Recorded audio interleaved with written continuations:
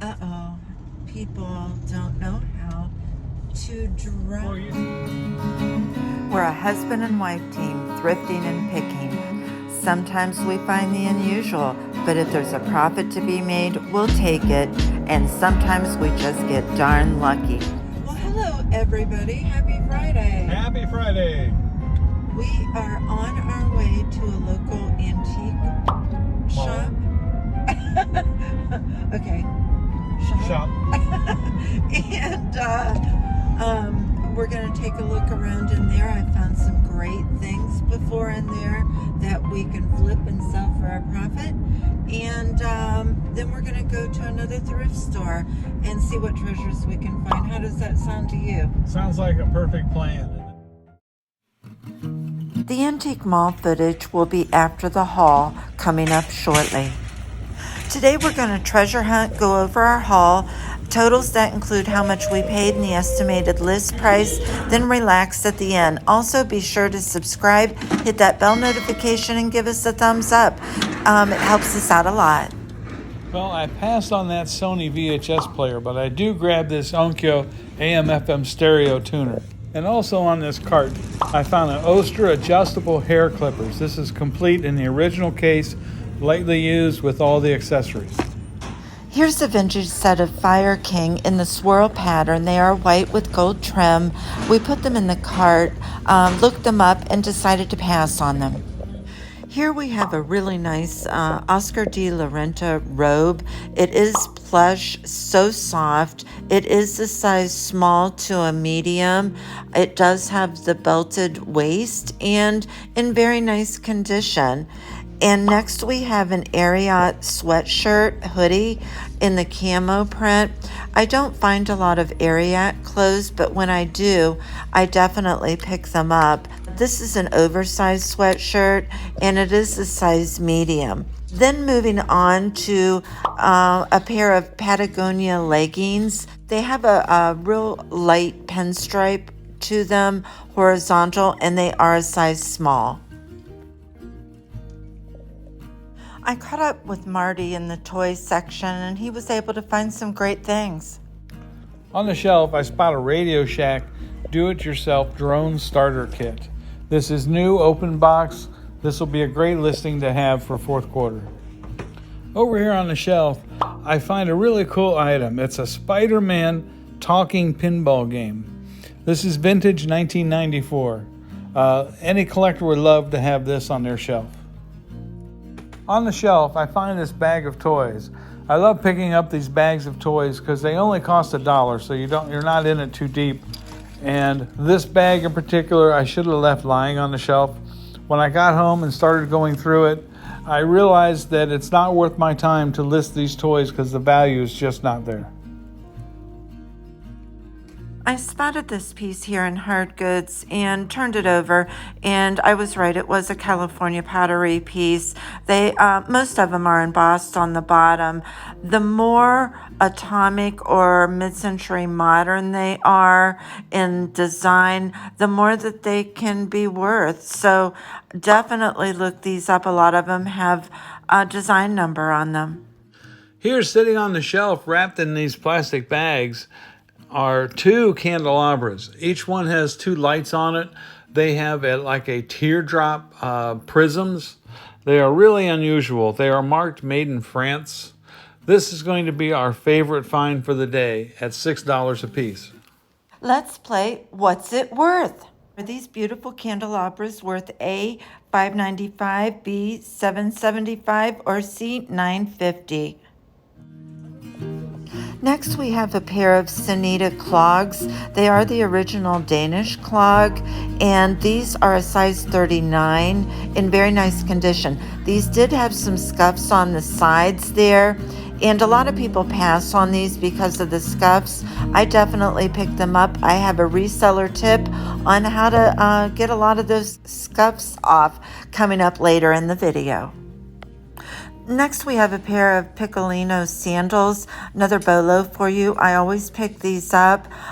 These are a size 41, which equates to a 10.5 or a size 11, and they have a great resale value on them. So I take a walk through the men's shoes and I spot this pair of bowling shoes, but I decide to pass on them. Down here on the end though, I spot a pair of military boots. These are Vietnam era vintage boots. These are made by the Banta company. These are getting very, very hard to find. This, unfortunately, I left behind and made a big mistake. CR, relax with us and we'll talk about it. And then we're going to hit a winery that we tried to hit the other day that just didn't work out. They were extremely busy. Uh-oh. People don't know how to drive. Well, you stop at greens and you go on red. Oh my goodness. Get these people off the road, please. The haul with listing prices coming up next.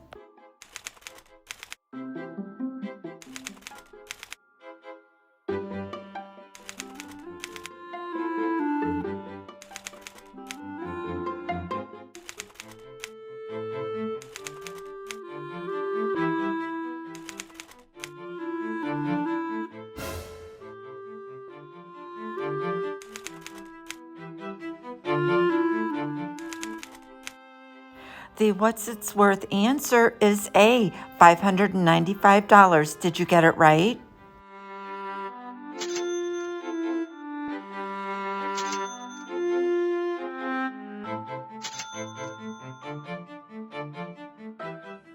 The total spent or cost of goods was $48.46. The total estimated list plus sold prices was $1,139.74. It was a great day thrifting. Here we are at Angelique's Vintiques in beautiful Hartville, Ohio. She has such a cute little shop here with multiple vendors. Every time I come, things have changed, so they have a great turnover. They are very reasonably priced too, which is why I like to come here. I can always find a treasure or two. And you can also follow them on Instagram and Facebook. I'll go ahead and put their link in the description below. I've sold multiple pieces of uranium or Vaseline glass in the past. I want to do a segment on that in one of the upcoming videos, so stay tuned for that. But if you're ever out in Hartville, Ohio, make sure you stop at Angelique's Vintiques. This helpful tip is not only for a reseller, but anyone who owns a pair of black patent leather shoes. Actually, it could be any color. Patent leather tends to scuff easily, so in most cases, when I was out thrifting, I would pass on these. One day, though, I was out and I picked up a pair and I missed the scuffs on them. So I decided to figure out a way to get rid of those scuffs and basically save my money. I decided to use a magic eraser.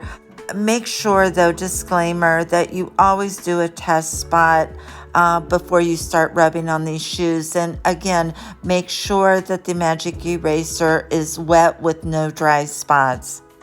It may take a minute or two of rubbing, but most of the spots will come out.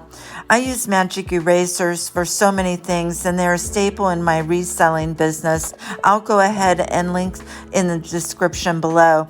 I hope this tip was beneficial to you. Let me know how it works for you. And as you can see, most of the scuffs did come out of these.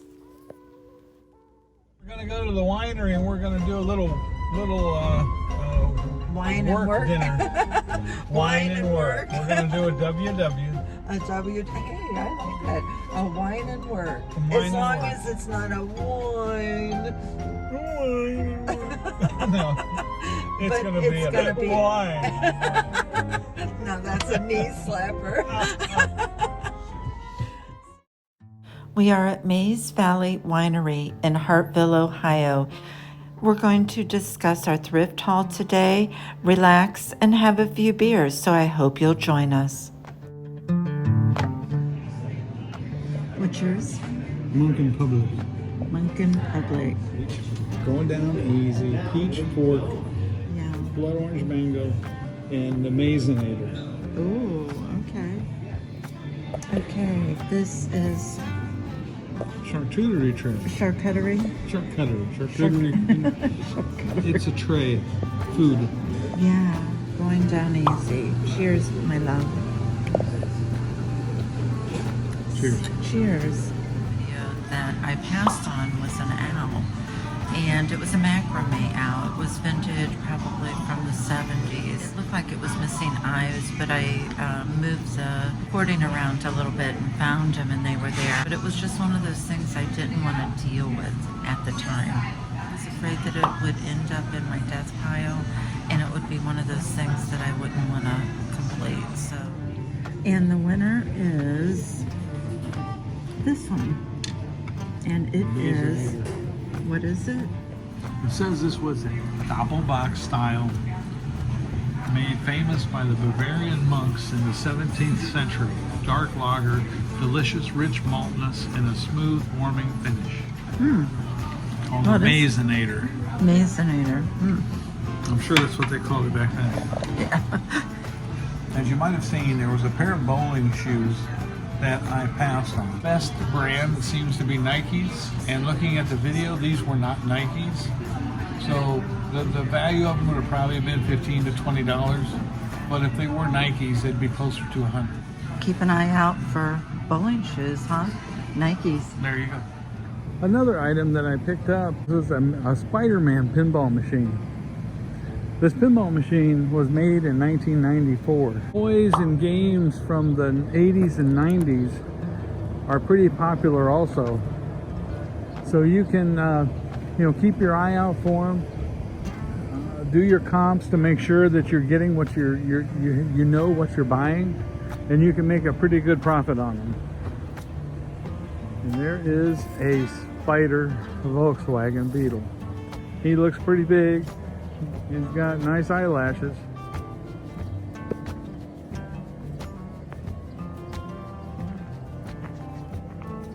So you can sit here and have a snack under the bug. One of the other items I picked up was a pair of military boots. These military boots are from the Vietnam era. They are in pretty good condition for the age. One thing I did not do was I did not do any restoration work to them. I just dusted them off and put them online because the collector does not want something that has been restored. They would rather have something in the original condition to add to their collection.